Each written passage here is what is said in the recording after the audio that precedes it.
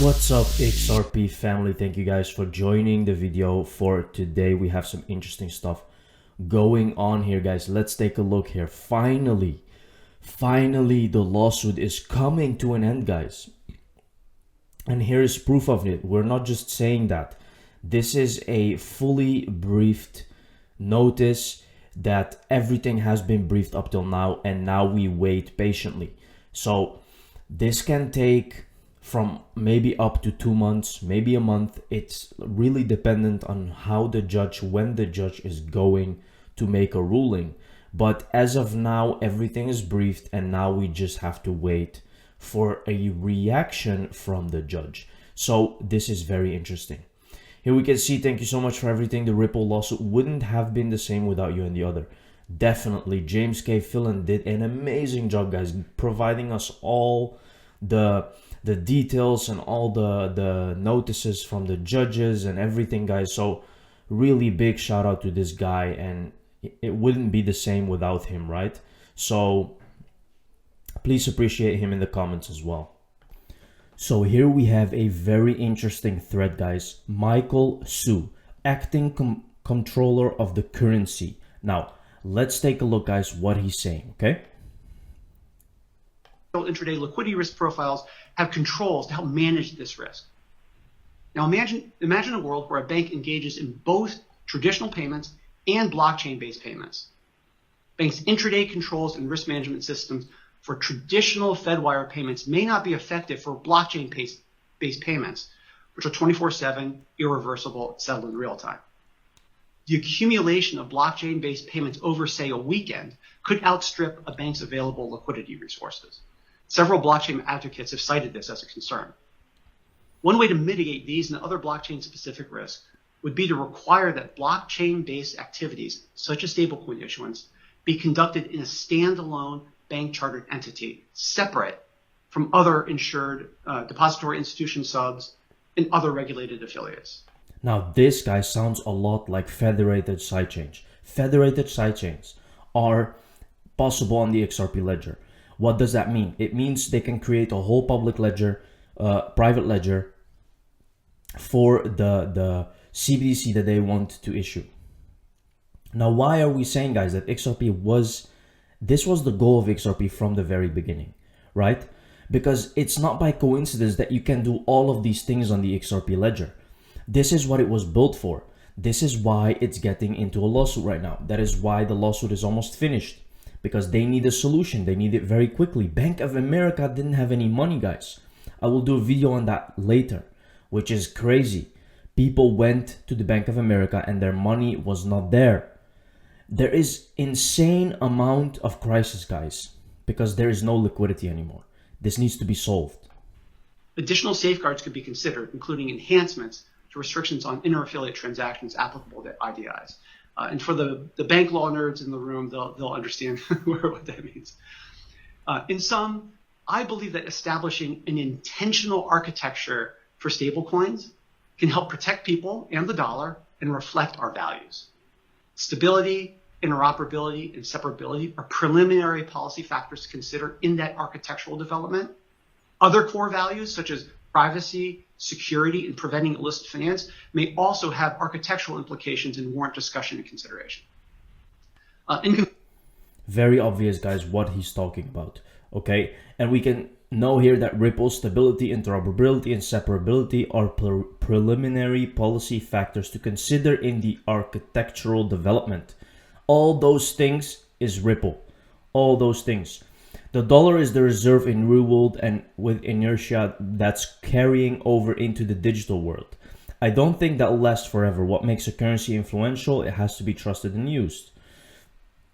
This is really true, guys. The dollar is losing its position as the world currency. It is really doing that. Recently, we had a article which was telling us about the Saudis that want to start accepting other currencies. They don't want to be dollar dependent always. So this is really happening right now, and a lot of people don't trust the dollar anymore. So what are they going to trust? You cannot just have a currency that is made by a government or backed by a government. There needs to be something in neutral, something in a white space, and that is Ripple, guys, because they're also very transparent. Everything makes sense. That is why all those partners that are working with Ripple, they're kind of trying to hide behind a company, an enterprise, instead of having a government. So this is what's really coming right now, right? Because people would trust Ripple, but they wouldn't trust the dollar, for example, because it's neutral. That is the whole thing. Let's take Apple. So this is a great argument here, guys. This guy is actually a bit bashing against XRP, telling it that it's a security. But David answered him really, really good. Let's take a look. Let's take Apple for the sake of our example. Before they went public, become established, if Apple created a capped amount of iPhones, 100 million, use the profits from the sales of those iPhones as a revenue to build up Apple and promised efforts to get it adopted and raise its value. So he's actually saying about XRP, right, that it's a security. While putting 50 million of those iPhones on the market to be traded on by investors while Apple sell on the same market for its revenue, do you all honestly believe that would be okay? Fair enough, that's a fair argument, but he's missing the whole point here.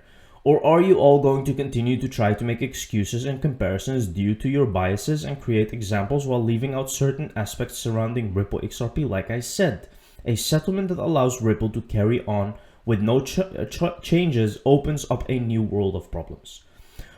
Here is David. What problems do you foresee from a ruling that says that a sale of a commodity with no post-sale obligations of the seller to the buyer is not an investment contract? See, this is it, guys. This is what the judge can easily rule. And who is to say that that's not the case? Because there are no post-sale obligations. This is what people really do not understand. When you buy XRP, there's people who bought XRP that didn't even know Ripple existed. So how did they wait for Ripple to make efforts or obligations? Or there is no investment contract, guys. There is no investment contract. Think about that. That is a very important prong of the Howey test, but there is no investment contract, and that's what people are missing here. China's digital yuan gets smart contract functionality alongside new use cases. Insane, guys. Now, why do you think this is happening? Because XRP Ledger is also getting smart contracts.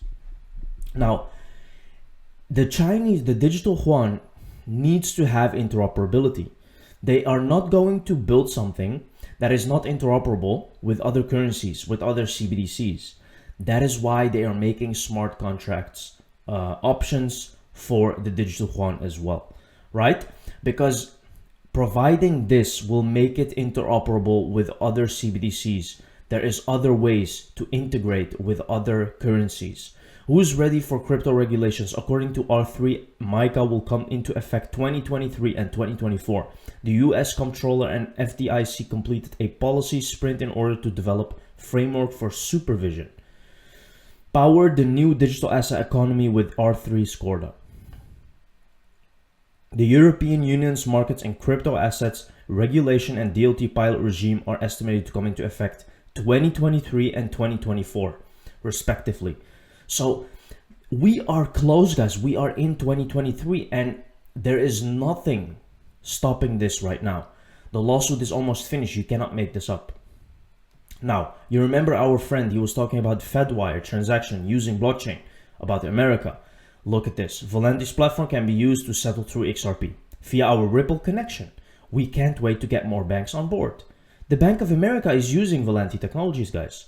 Here we can see full pay. Here they explain how you can use the opportunities. BNY Mellon is using it. And here we can see Volante wins Best Wholesale Payment Solutions Provider at Global Brand Awards. Now, why do you think they win? Is Ripple mentioned? No, Ripple is not mentioned here. But look, on the other side, we know that they're working together. And Volante Technologies is also used by the Fedwire. So here is all of our connections, guys, come to the Bank of America. And why do you think all those problems are happening right now? Let me explain what the World Economic Forum is all about. Since I canceled their open forum meeting last year, the WEF is a place where all presidents, CEOs, and powerful influencers come together to discuss about their globalist plans. But there is more. As you can see, the WEF is completely open and transparent about their meetings, as they have zero hidden meetings during the public conferences. Wrong. These discussions, they have already planned, and they acted like they are sharing ideas while everything is in stone. This is key, guys, right? Don't think for a second that these people give anything about what the people want, because no one asked for the WEF, yet they are here. They are making plans on behalf of the people while no one asked for their ideas. No one. But here we are, guys, and we have to accept that these people are going to use Ripple not only for good, but also for the bad. Or maybe we should have implanted brain chip into everyone's brain and give them limited carbon footprint per month. That can be a good idea indeed. They are making us pay attention to their right hand while they do the trick with their left hand like a magician. So all these things, guys, that are coming are not all good. Ripple is working with the WEF, right? So all in all, we should profit from Ripple and XRP. But understand, guys, that not everything that is happening is a good thing. Thank you very much for watching this video, guys. See you in the next one. Cheers.